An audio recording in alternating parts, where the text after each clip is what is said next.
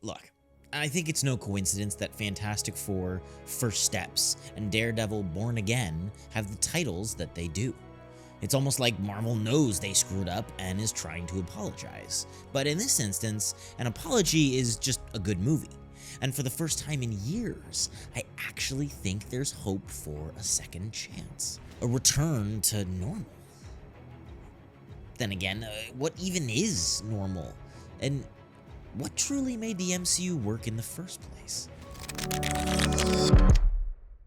It's a well-known fact that ever since the release of Avengers Endgame, Marvel has been struggling. Whether it's because of the disorganized storytelling, the unsubtle preaching, or the insufferable characters, the Marvel brand has been permanently diminished. So imagine my surprise that in the last few months, Marvel released not one, but two trailers that had the internet buzzing with excitement.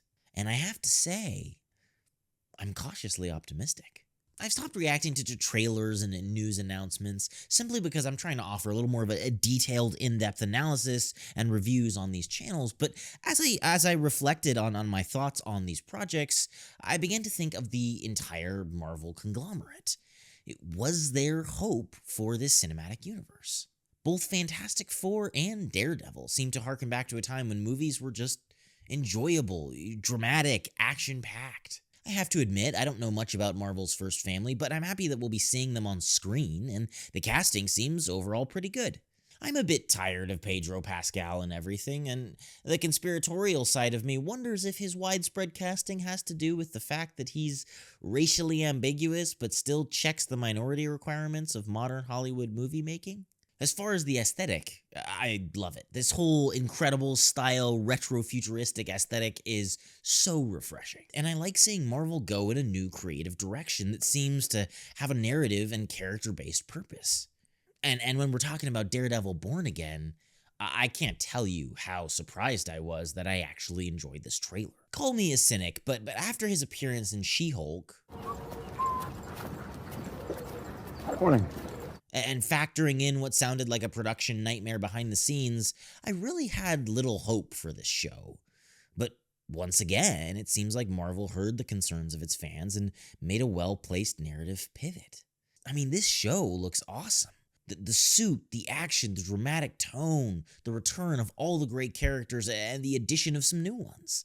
It seems like the perfect spiritual sequel to the Netflix show, while also having a narrative and a style to call its own. So, going into 2025, I actually found myself a little bit excited for the future of Marvel. You know, as if Marvel was going back to what fans loved, to the glory days, as if we could expect a return to normal. But as much as I hear myself and other fans saying this, I really couldn't tell you what that means. Marvel isn't repeating anything it's done before. It's never had the Fantastic Four or retro-futuristic aesthetics or even this kind of family values movie. How are these trailers a return to what came before? Or am I just really a member of an increasingly unhappy fan base? Well, the short answer is no. But let me explain why. I've thought for a long time that superheroes, Marvel or otherwise, are the modern rendition of myths. There are gods, monsters, and heroes all fighting for specific goals, but embodying more transcendent ideals and experiences. In the case of characters like Thor or Hercules, they were literally myths brought into the modern era. But I kind of think that's what made the original run of the MCU work so well.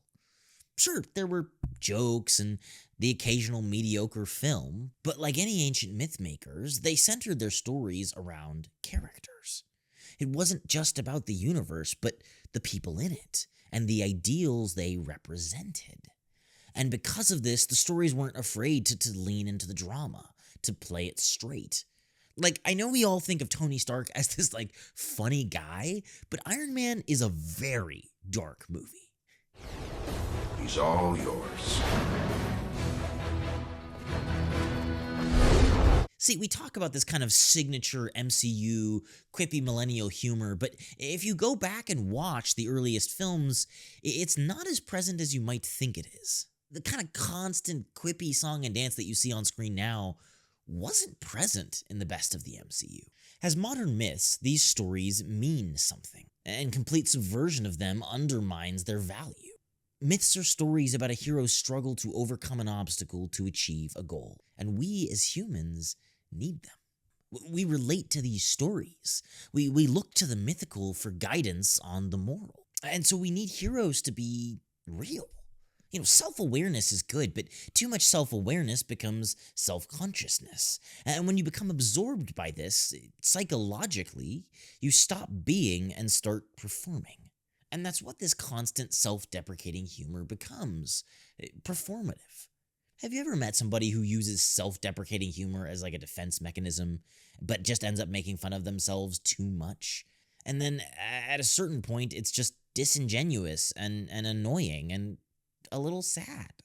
They've become a parody of themselves. Well, right now, the MCU is that person.